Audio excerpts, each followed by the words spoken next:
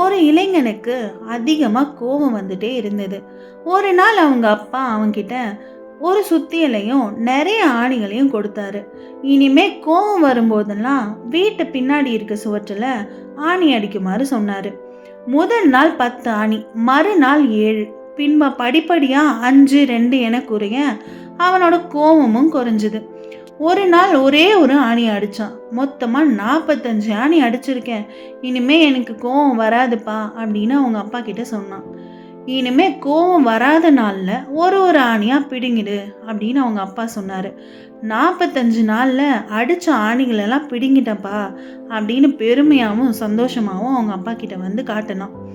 உடனே அவங்க அப்பா கேட்டார், ஆணிகளை பிடுங்கிட்ட, சுவற்றில் உள்ள ஓட்டைகளை என்ன செய்வ அப்படின்னு.